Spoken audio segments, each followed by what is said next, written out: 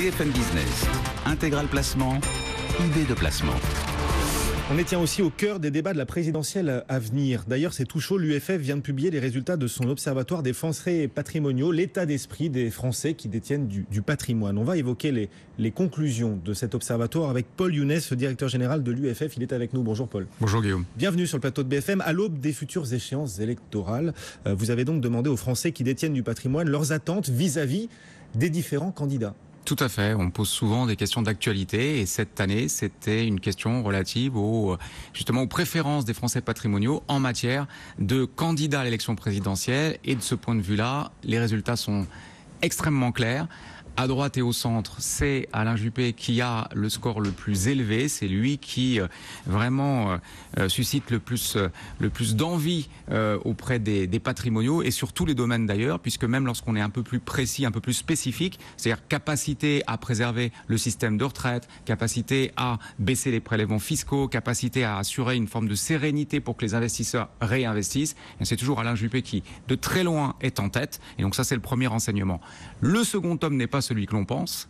Le second tome, c'est François Fillon, qui est loin derrière Alain Juppé, certes, mais qui devance les autres candidats à la primaire de la droite et du centre, et notamment sur un sujet qui est évidemment garantir l'avenir des retraites. Je pense que la crédibilité de François Fillon sur ce sujet a dû jouer, puisqu'il a lui-même travaillé sur ces thèmes en 2003 et en 2010. Donc Alain Juppé, number one, parmi les préférés des Français patrimoniaux, ceux qui détiennent du patrimoine, c'est-à-dire ceux qui ont plus de 30 000 euros, c'est ça? Alors ceux qui ont plus de 30 000 euros de patrimoine financier et qui ont déclaré vouloir investir dans un placement financier ou dans un placement immobilier au cours des 2 prochaines années. Donc ça correspond à peu près à 20-25% des ménages français les plus aisés, sans que l'on parle non plus de grandes fortunes. Alain Juppé, François Fillon à droite, et à gauche, est-ce qu'il y a malgré tout un chouchou, un candidat qui pourrait se dégager auprès de ces Français patrimoniaux? Oui, de la même manière, à gauche, c'est Emmanuel Macron qui, de très loin, devance les autres candidats possibles à la primaire de la gauche. 51% des Français patrimoniaux considèrent que c'est celui qui voudrait voir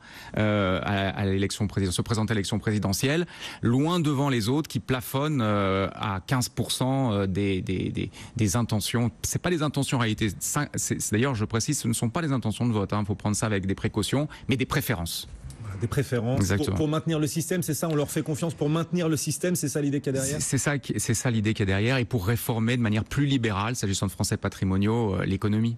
Alors justement, quel regard portent-ils, ces Français détenteurs de patrimoine, aussi sur la conjoncture économique? On voit que la croissance, même si elle est assez faible, tient bon en France. On craint parallèlement les conséquences du Brexit. Est-ce que tout ça a un impact justement sur leur rapport aux questions patrimoniales?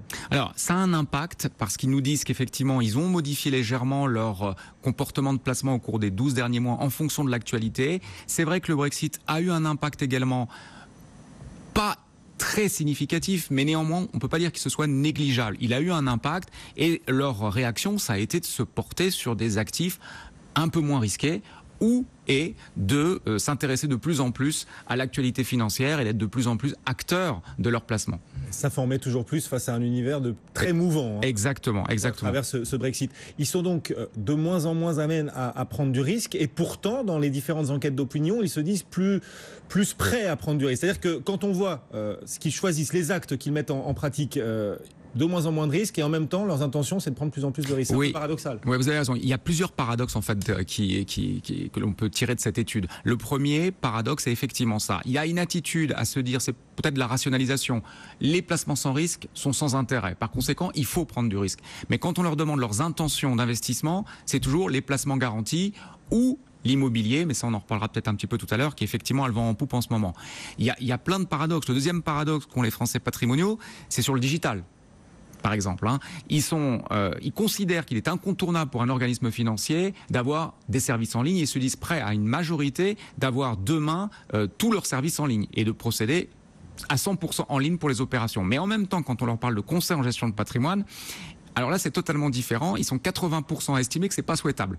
Donc là, il y a encore un décalage. Je préfère toujours le contact humain, le conseiller en gestion de patrimoine classique au robot advisor ou au fintech qui monte en puissance. Exactement. Ils sentent que ça bouge, mais eux, lorsqu'on parle de conseil en gestion de patrimoine, ils font bien la différence avec les opérations en ligne, les opérations bancaires classiques. Quand il s'agit de conseils, notamment dans le civil, dans le fiscal, dans le social, il y a besoin d'un contact humain encore à mon avis, pour quelques années. Toujours le contact humain, toujours le tangible aussi avec l'immobilier qui de plus en plus monte en puissance dans les intentions d'investissement. Alors c'est le grand enseignement également de cette vague de notre baromètre, c'est que l'immobilier est vraiment le placement préféré cette année et je dirais qu'il est en train de détrôner le fonds euro. L'immobilier arrive vraiment en tête de toutes les intentions d'achat, l'immobilier sous toutes ses formes, l'immobilier Pinel, l'immobilier achat dans l'ancien, l'immobilier LMNP, mais également les SCPI. D'ailleurs, c'est confirmé dans les chiffres puisque vous savez que cette année 2016, on n'a pas encore évidemment atteint la fin de l'année, mais la progression sur les SCPI, sur l'immobilier locatif direct est à 2 chiffres et elle sera à 2 chiffres très vraisemblablement à la fin de l'année. Donc il y a un vrai engouement, les raisons on les connaît, mais voilà, cette étude montre très clairement que cet engouement est très palpable chez les Français patrimoniaux. Qu'est-ce que ça signifie? C'est toujours l'aversion au risque? C'est parce qu'il y a de nouvelles opportunités en termes de rendement qui n'existaient pas avant sur l'immobilier? Comment est-ce qu'on explique cette c'est très simple. C'est très simple. D'abord, les rendements des fonds euros et de l'actif sans risque est en train de baisser. Première chose. Deuxièmement, le fonds euro commence à perdre quelques-uns de ses attributs. La loi Sapin 2 revient notamment sur la capacité de retirer son argent quand on le veut, lorsqu'il y a des mesures d'urgence à prendre, c'est juste dans des cas exceptionnels, mais enfin, c'est l'un des critères importants des placements des Français, la disponibilité. Le fonds euro commence à être moins attrayant sur ce sujet.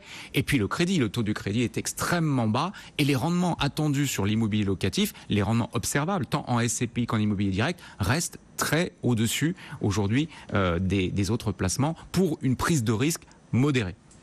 Est-ce qu'il y a un sujet de préoccupation majeur aujourd'hui chez les Français patrimoniaux, ceux qui détiennent du patrimoine, vous le disiez, plus de 30 000 euros? Oui. Est-ce qu'il y a un sujet qui monte en puissance? Il y a un sujet qui monte en puissance qu'on observe d'étude en étude. Ça fait 8 ans maintenant qu'on mène cette étude. C'est la retraite, c'est la préoccupation de retraite. Ils sont près des 2 tiers en fait à considérer que c'est une vraie préoccupation pour eux et 1 tiers d'entre eux sont très inquiets sur le montant qu'ils percevront au moment de leur retraite, sur l'âge à partir duquel ils pourront partir à la retraite et sur l'effort d'épargne qui leur paraît colossal pour obtenir un complément de retraite. Donc la retraite, c'est vraiment un sujet qui monte en puissance et qui inquiète énormément les patrimoniaux. Est-ce qu'ils font ce qu'il faut pour la préparer, leur retraite? Est-ce qu'ils s'y intéressent de plus en plus aussi? Alors oui, ils s'y intéressent de plus en plus et ça c'est une bonne chose.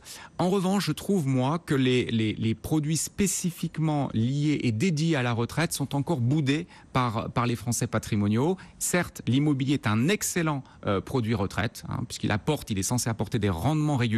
Donc c'est parfait, mais moi je dirais qu'il faut aussi le compléter par des produits de rente. Alors vous savez que les Français n'aiment pas les produits de rente parce que le capital est aliéné. Cependant, un bon produit retraite, c'est un produit qui apporte des revenus complémentaires. Donc rente en sortie d'un PEA, rente en sortie d'une assurance vie. Même si elle est fiscalisée, la rente. Même si elle est fiscalisée, mais en fait, et rente sur un PERP. Mais attention, elle est très peu fiscalisée sur un PEA et sur une assurance vie. Elle est plus fiscalisée sur le PERP, mais avec un avantage fiscal à l'entrée. Donc tout ça est assez logique, mais c'est vrai, peut-être un peu compliqué à comprendre et à expliquer.